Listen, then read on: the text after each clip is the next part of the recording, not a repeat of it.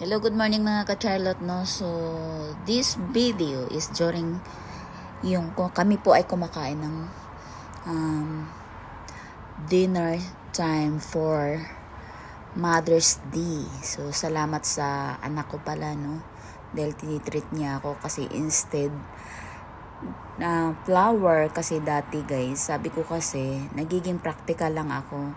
Instead na flour, yun na lang magagamit namin o kaya makakain namin. So instead nagagawa kami ng dinner sa bahay namin. So doon na lang, kumain na lang kami dito sa Cheesecake Factory Restaurant.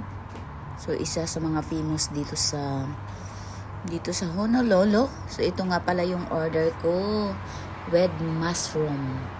Yung sa anak ko naman ay spaghetti with Alfredo. Yung sa akin, hindi yan spaghetti. Just noodles and beef with mushroom. Ayan. Sobrang laki tingnan pero kunti lang yan, guys.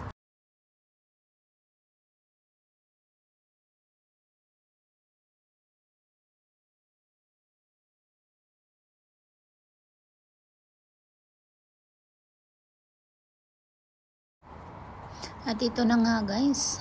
Habang kami ay kumakain, yan, kailangan kong iharap po na yung video sa atin, guys, kasi bawal naman na mag-picture or mag-video tayo sa mga kaharap natin, no? So, nandito kami sa pinaka, or parang naka-circle lang siya, parang room tingnan, or naka-cubicle na hindi makahalo yung iba. So, yan, kain na tayo.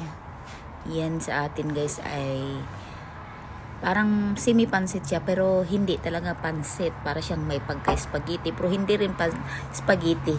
So, mahirap ipaliwanag. Basta ang alam ko, mayroon akong mushroom with chicken. Hindi pala beef yung sa akin kasi nag-iiwas muna tayo sa beef. Ayan, punas ka naman dyan, Charlotte. Kasi kailangan yung mga kinakain mo dyan na marami kang pampupunas at maraming sauce. So, ayan. Thank you for watching sa lahat po ng nanonood dito, guys, sa video natin. So, enjoy sana po kayo lahat ay nag-i-enjoy sa Mother's Day ninyo. Ako naman ay nagpapasalamat sa anak ko na lalaki kasi treat niya ito, guys. So, thank you so much, Adrian, for your treat on my Mother's Day. And kasi po nag-enjoy po talaga ako at first day of my lakwacha from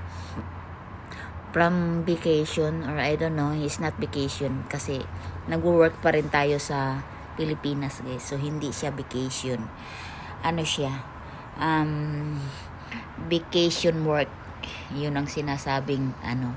So, ang paglayas natin sa Pilipinas ay hindi siya vacation again kasi grabing trabaho at daily nasusugat ko yung init ng best init sa Pilipinas. Sobrang init sa Pilipinas. Ayan. So, once again, thank you so much sa anak ko at saka sa pamilya ko for treating me Mother's Day, and I enjoy it.